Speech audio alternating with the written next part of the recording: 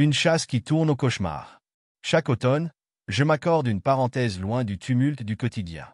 Une semaine en pleine nature, dans les forêts du Maine, pour chasser et me retrouver seul avec moi-même. C'est un rituel qui me ressource, un moment hors du temps. L'année dernière, pourtant, ce voyage a pris une tournure que je n'oublierai jamais. J'avais réservé une petite cabane en bois, perdue au milieu des arbres, à quelques kilomètres du parc national.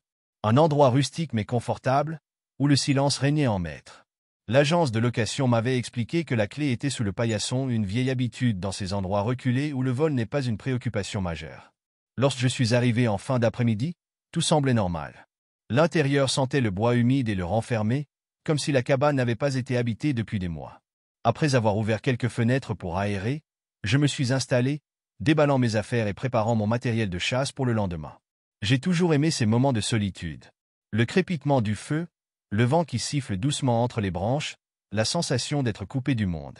Cette nuit-là, pourtant, mon sommeil a été agité. Un sentiment diffus d'inconfort, comme une présence invisible. Mais j'ai mis ça sur le compte de la fatigue du voyage. J'aurais dû écouter mon instinct. Une rencontre troublante. Tôt le matin, après un café rapide, je suis parti en forêt, mon fusil à l'épaule. L'air était vif, l'odeur de la mousse et des feuilles mouillées emplissait mes narines. Le calme absolu. J'avançais prudemment, guettant le moindre mouvement. Mais alors que je progressais, un bruit étrange a brisé le silence, un craquement sec, tout près. J'ai tourné la tête brusquement. Un vieil homme se tenait là, à quelques mètres de moi. Je n'ai pas entendu ses pas. Il était simplement là, immobile, me fixant avec une intensité dérangeante. Il portait une vieille veste usée, un pantalon élimé, et sa barbe grise, hirsute, lui donnait un air sauvage.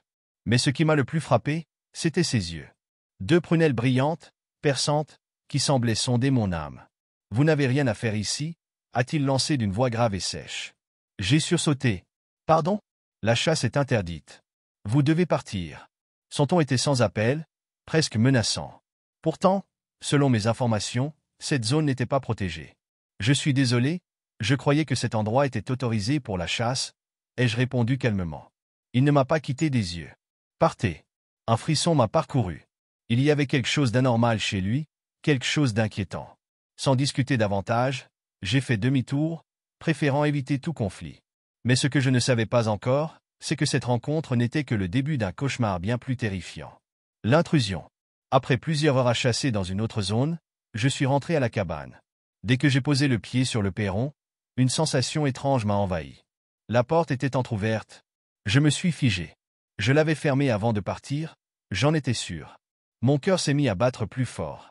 J'ai poussé doucement la porte, mon fusil en main, prêt à réagir. L'intérieur était en désordre. Pas de traces de lutte, pas d'objets cassés, mais tout semblait déplacé. Mon sac était ouvert, mes affaires éparpillées sur le sol. Une chaise qui se trouvait près de la table était décalée. J'ai fait le tour de la pièce, vérifiant chaque recoin. Rien ne semblait manquant. Pourtant, un malaise profond s'est installé en moi. Quelqu'un était entré. Mais pourquoi? Et surtout, où était-il maintenant? J'ai passé le reste de la soirée sur le qui-vive, incapable de me détendre. À chaque bruit, je sursautais. J'aurais dû partir immédiatement. Mais j'étais fatigué, et une partie de moi refusait de céder à la paranoïa. Alors j'ai verrouillé la porte, j'ai vérifié toutes les fenêtres, et je suis allé me coucher. L'horreur cachée. Il devait être près de minuit lorsque j'ai ouvert les yeux. Quelque chose m'a réveillé. Un bruit imperceptible. Un léger grincement. J'ai tendu l'oreille, retenant ma respiration. Rien. Juste le silence pesant de la nuit. Puis mon regard s'est posé sur l'armoire. La porte du placard était entr'ouverte. Un frisson glacial m'a parcouru l'échine. Je ne me souvenais pas l'avoir laissé ainsi.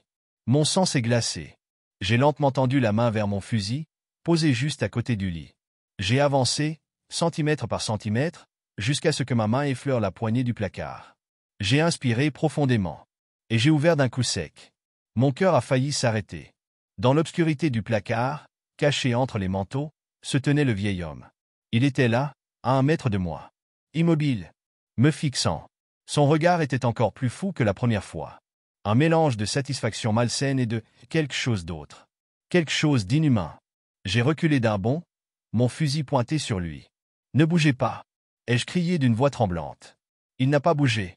Il continuait simplement de me regarder, comme s'il attendait quelque chose. D'une main tremblante, j'ai attrapé mon téléphone et appelé la police. Les minutes ont semblé durer une éternité. L'homme ne disait rien. Il était juste, là. Quand les policiers sont arrivés, ils l'ont maîtrisé et emmené sans qu'il ne prononce un mot. Mais une question me hante encore aujourd'hui. Comment est-il entré? La porte était verrouillée. Les fenêtres aussi. Était-il déjà là, caché dans le placard, lorsque je suis arrivé? Depuis combien de temps m'observait-il? Quand je dormais, était-il là, tapi dans l'ombre, attendant le bon moment? Depuis ce jour, je ne dors plus jamais sans vérifier chaque recoin d'une pièce. Je ne loue plus jamais de cabane isolée. Et surtout, je n'oublierai jamais ce regard. Moralité. On craint souvent les monstres cachés sous le lit, mais les plus dangereux sont parfois ceux qui nous observent, tapis dans l'ombre, sans que l'on s'en doute.